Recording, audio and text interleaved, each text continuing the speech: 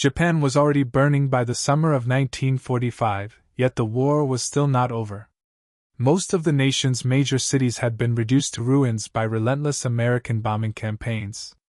Tokyo had been consumed by firestorms that killed tens of thousands in a single night, and cities like Osaka, Yokohama, and Nagoya followed the same fate. Japan's navy, once the pride of the empire, was shattered and scattered across the Pacific. Fuel shortages crippled transport. Food was rationed so tightly that civilians survived on scraps. By every measurable standard, Japan was losing. Still, surrender did not come. Inside Japan's military leadership, a dangerous belief remained firmly in place. Senior officers understood that victory was unlikely, but they believed the war could still be prolonged. Time, they argued, could work in Japan's favor. Every additional week of fighting meant more American casualties. Every failed landing, every bloody battle, might weaken the resolve of the United States. Some officers believed that if Japan could make an invasion costly enough, Washington would be forced to negotiate rather than demand unconditional surrender. The idea of giving up was deeply offensive to many in uniform. Japanese military culture was rooted in honor, endurance, and obedience. Surrender was viewed not as a military decision, but as a moral collapse. Officers spoke openly of fighting to the last man if necessary. They believed death in battle was preferable to living in defeat. To them, survival without honor was no survival at all. Even as entire cities vanished from the map, this mindset did not break. American B-29 bombers flew over Japan with little resistance. Air raid sirens became part of daily life. When alarms sounded, many civilians no longer ran for shelter. They had seen it all before. Another city in flames no longer felt like a turning point. It felt inevitable. Within Japan's high command, the phrase, unconditional surrender, caused anger and fear. Many officers believed it meant the destruction of the emperor, the collapse of Japanese identity, and the end of the nation itself. They convinced themselves that continued resistance was the only way to preserve Japan's future, even if that resistance led to enormous suffering. What Japan's leaders did not understand was that the nature of war had already changed. While they focused on endurance and sacrifice, a completely new kind of weapon had been created far beyond Japan's reach. In secret laboratories and remote desert test sites, the United States had built something no Japanese officer could truly imagine. It was not a larger bomb, and not a more destructive firestorm. It was a weapon designed to end wars in a single moment. Japanese intelligence had heard vague rumors. There were whispers of a bomb powered by the atom itself. Most military leaders dismissed the idea immediately. They had heard similar claims before and treated them as enemy propaganda. No single bomb, they believed, could determine the fate of an empire. War, as they understood it, unfolded slowly. Cities fell one at a time. Armies bled over months and years. Victory and defeat came through endurance, not miracles. That belief shaped every decision they made as August 1945 approached. Japan stood on the edge of total collapse, yet its leaders believed they still had options. They believed they still had time to force a better outcome. They were wrong. In Washington, the war against Japan had become a brutal calculation with no good answers. By mid-1945, American leaders knew the conflict was nearing its end, but they also knew how costly the final step could be. The planned invasion of the Japanese home islands, known as Operation Downfall, promised victory, yet at a terrifying price. Military planners estimated hundreds of thousands of American casualties. Some projections went even higher. The battles of Iwo Jima and Okinawa had already shown what awaited them. Japanese forces fought with a determination that shocked even experienced commanders. Civilians had joined the fighting. Suicide attacks were common. There was no sign that Japan would surrender easily. President Harry Truman had inherited this war only a month earlier. The decisions now before him were heavier than anything he had ever faced. Ending the war quickly meant saving American lives, but every option on the table carried moral and human consequences.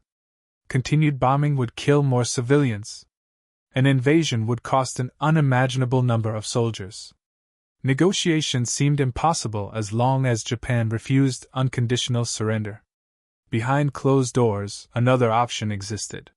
For years, the United States had been working in absolute secrecy on a project unlike anything in military history. It was known only to a small circle of scientists, generals, and political leaders. The Manhattan Project had consumed enormous resources, employed thousands of people, and pushed science beyond its limits. Its goal was simple and horrifying: to unlock the power of the atom and turn it into a weapon. Even many senior American commanders did not fully understand what this weapon could do. They knew it was powerful, but power in war had always been measured in tons of explosives, numbers of planes, or size of armies. This was different.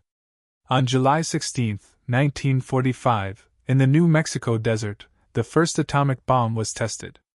The explosion stunned everyone who witnessed it. Some scientists wept. Others stood in silence. They knew the world had crossed a line it could never step back from. When news of the successful test reached Truman, he understood that the balance of the war had shifted. This was not just another weapon. It offered the possibility of ending the war without an invasion. It also carried a level of destruction that no city had ever experienced. Truman and his advisors debated the decision intensely. They discussed warnings, demonstrations, and alternatives. In the end, they returned to a single question: how to force Japan to surrender as quickly as possible.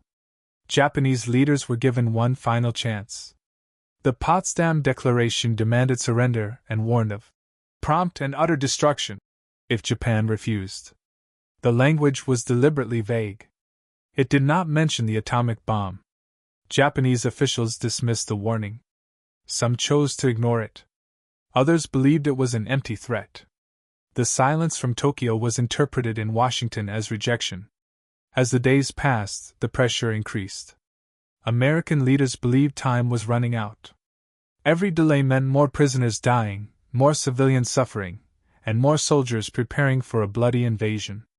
The weapon that had been built in secrecy now stood ready. The decision that followed would change history forever.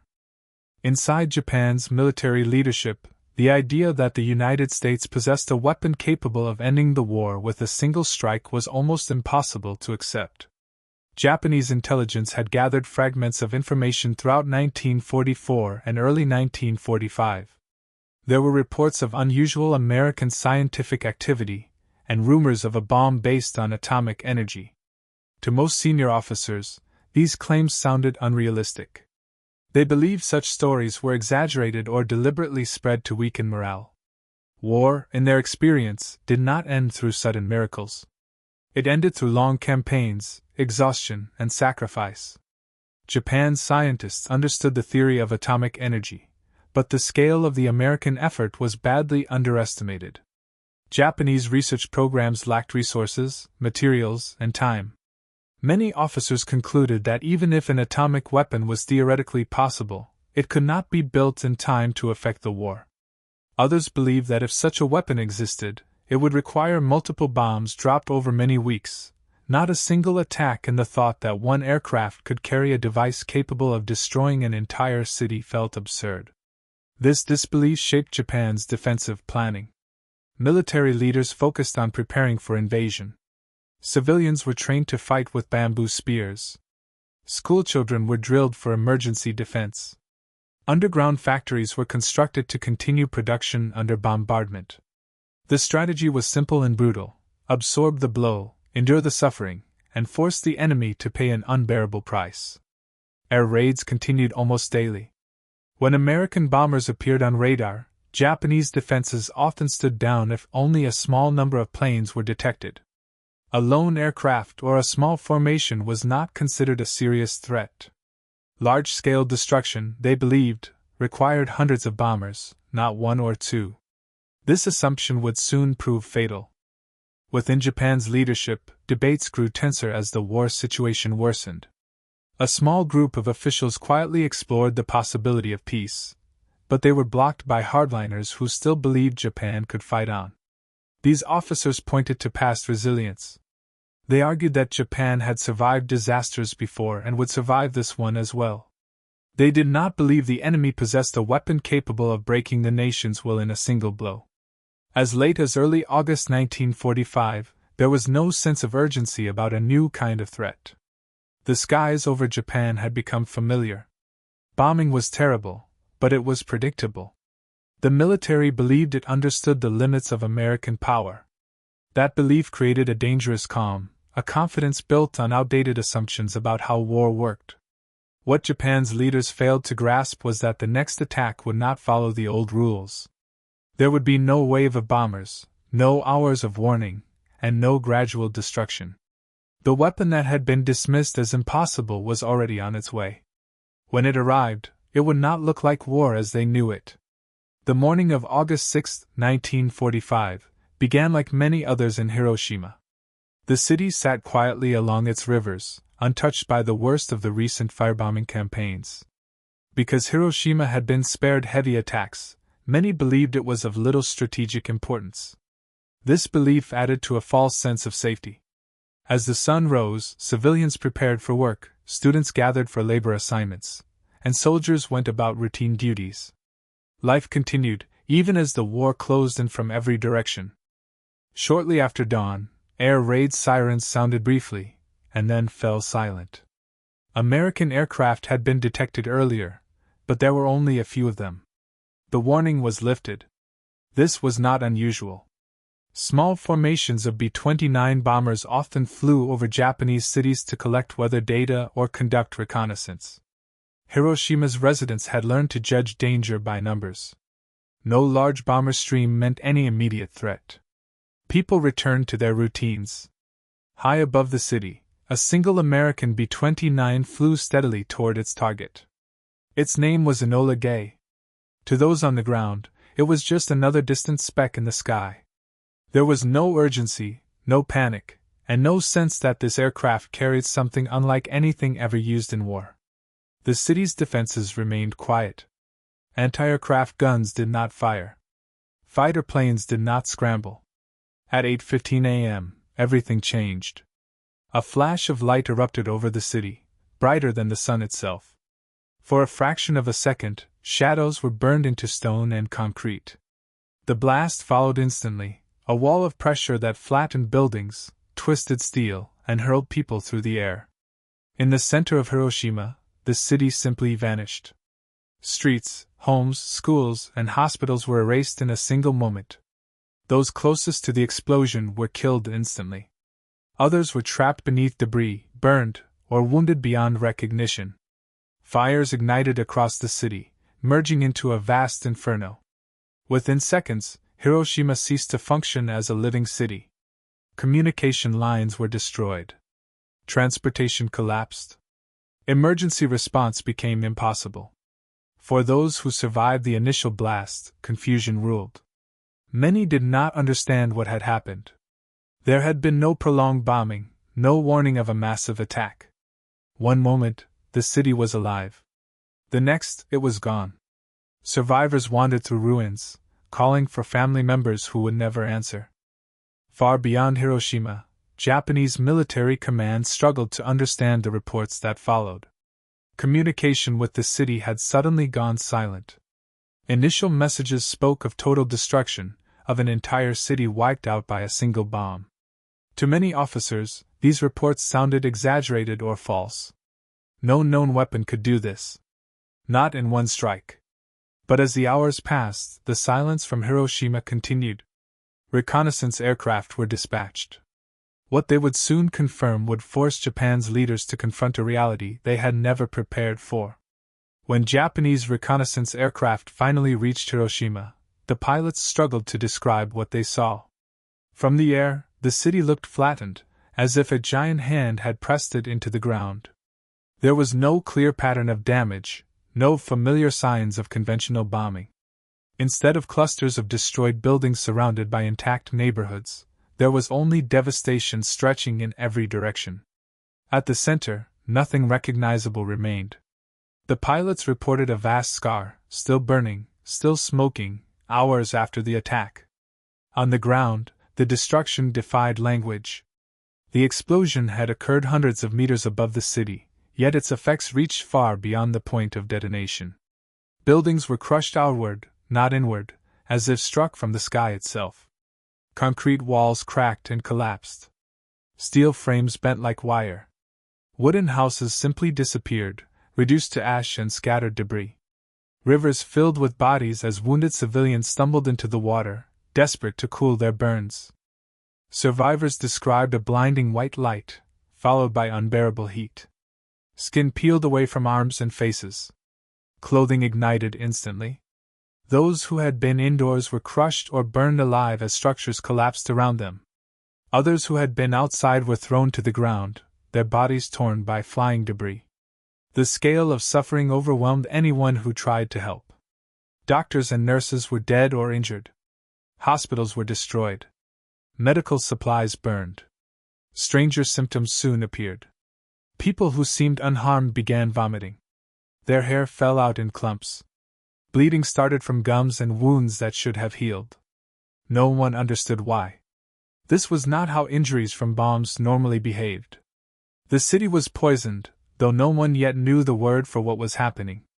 As reports reached Tokyo, confusion turned into fear. Scientists were summoned. Witnesses were questioned. Slowly, a horrifying conclusion formed. This was not a conventional bomb. This was something entirely new. The energy released in a single instant exceeded anything Japan had ever experienced.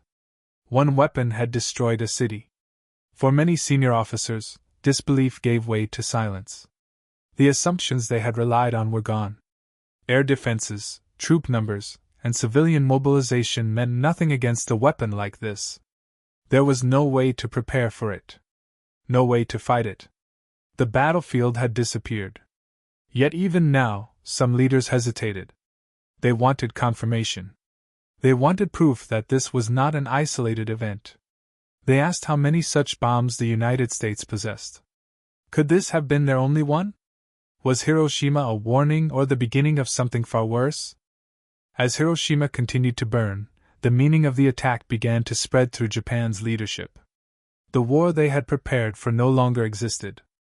A single flash of light had shattered every remaining illusion about control, endurance, and resistance. The question that now haunted them was not how to continue the war, but whether Japan itself could survive another strike. In the hours and days after Hiroshima was destroyed, Japan's military command descended into confusion and denial. Communication with the city had been completely severed. Telephone lines were gone. Telegraph stations were silent. For a time, Tokyo could not even confirm whether Hiroshima still existed. Initial reports were fragmented and contradictory, filtered through shock and disbelief. Some officers insisted the destruction must have been caused by a massive conventional bombing raid combined with fires. Others suggested a fuel depot explosion or a secret new type of incendiary weapon. The truth was too unsettling to accept quickly. Senior commanders gathered to analyze what little information they had. Maps were spread across tables. Damage reports were compared with known bombing patterns. Nothing fit. A single aircraft had been observed. No wave of bombers followed. No prolonged attack occurred. Yet an entire city had ceased to function. 4 men trained to think in terms of formations, supply lines, and attrition, this defied every rule they knew. Accepting the reality meant accepting that Japan's defenses were now meaningless. Scientific teams were dispatched to Hiroshima to investigate. What they found only deepened the crisis. Instruments detected strange residual effects.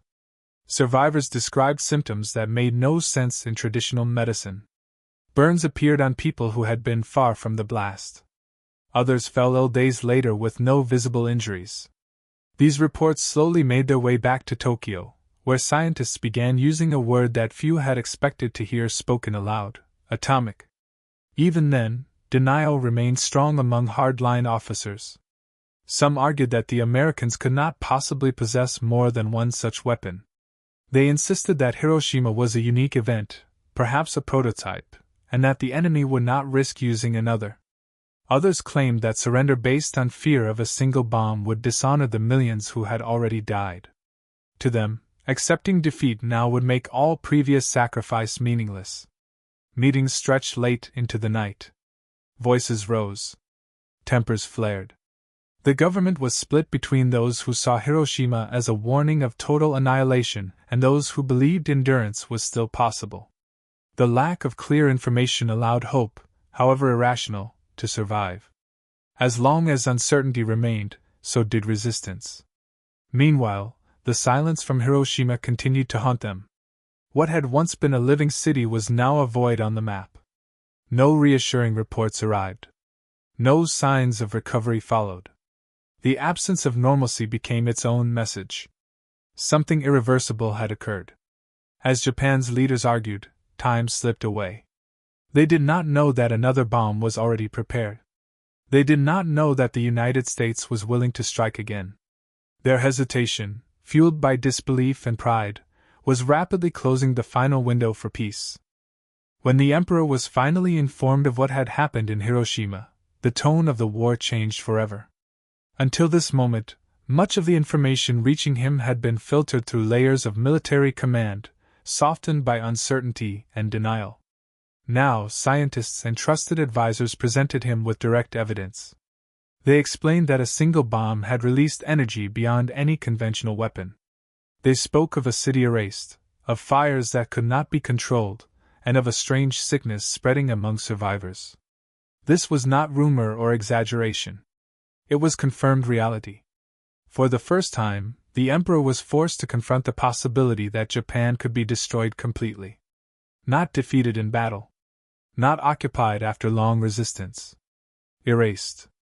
The reports made clear that Hiroshima was not simply damaged.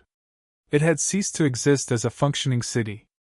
Industry, administration, transportation, and medical care were all gone in a single moment. The weapon responsible was not something Japan could defend against or retaliate with. Scientific advisors explained atomic radiation in careful terms. They admitted how little was still understood, but they emphasized one terrifying fact. Even those who survived the blast were dying days later, with no visible wounds.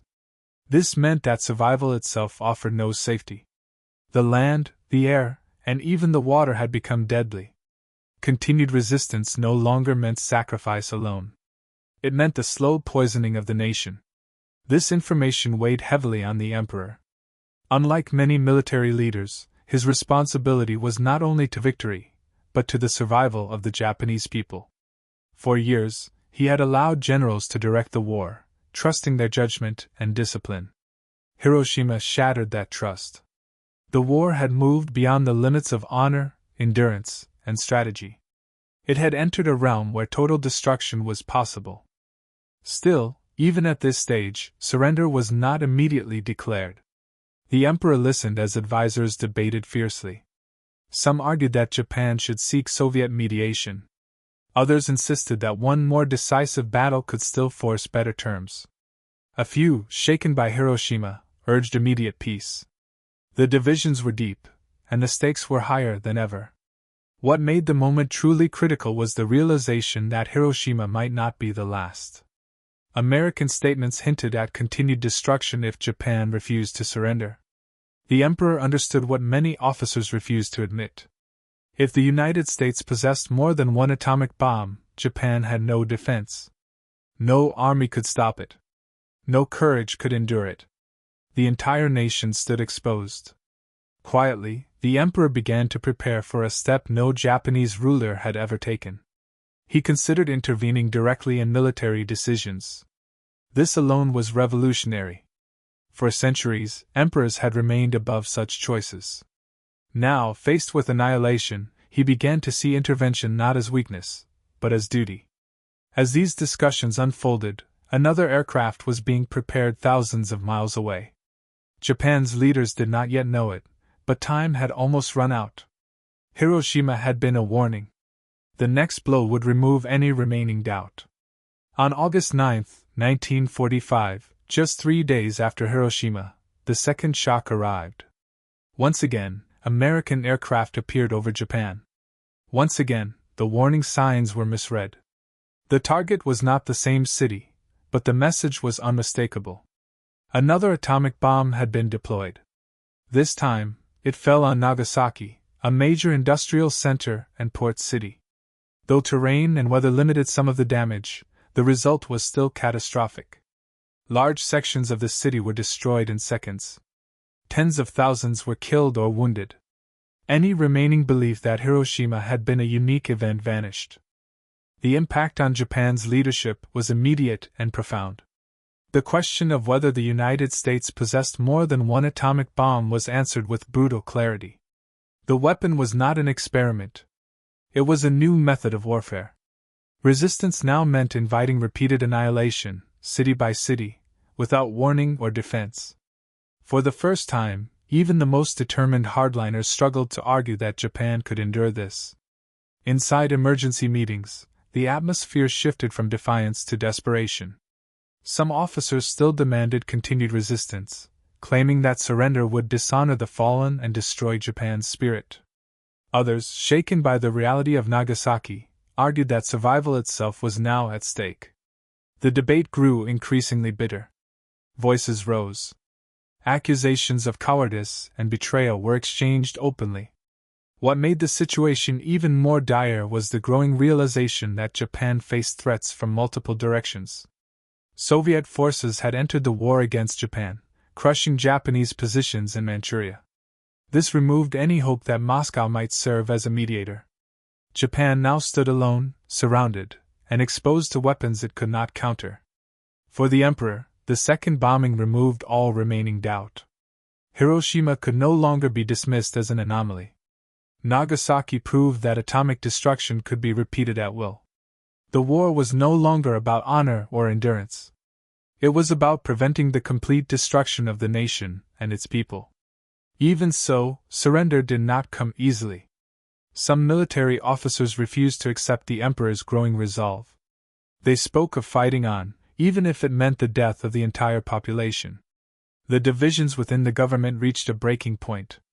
Japan stood on the edge of chaos, torn between those who accepted reality and those who clung to an impossible past. As the nation reeled from the second atomic strike, the final decision approached. For the first time in Japan's history, the emperor prepared to break with tradition and speak directly to the nation. The moment that would end the war was near, but it would not come without one last internal struggle. In the days that followed Nagasaki, Japan's government entered its most dangerous and chaotic moment. The Supreme War Council met repeatedly, yet every meeting ended in deadlock. Half of its members believed surrender was unavoidable. The others believed it was unthinkable. The evidence before them was overwhelming, yet belief and pride still stood in the way of reason. Atomic destruction, Soviet invasion, and total isolation had not produced unity. Instead, they had exposed deep fractures at the heart of Japan's leadership. Hardline military officers argued that surrender would erase everything Japan had fought for. They claimed that accepting defeat would destroy the nation's soul and leave future generations without honor. Some insisted that the United States might hesitate to use more atomic bombs. Others believed that one final, decisive battle on Japanese soil could still force better terms. These arguments ignored reality, but they carried emotional weight. Millions had already died. To surrender now felt, to them, like admitting that all of it had been meaningless. Opposing them were leaders who saw a different truth. They understood that Japan no longer controlled its fate through military strength. The atomic bomb had removed that control entirely.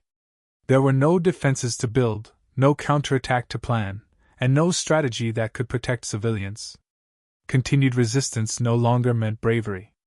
It meant the systematic destruction of Japan's cities and the slow death of its people.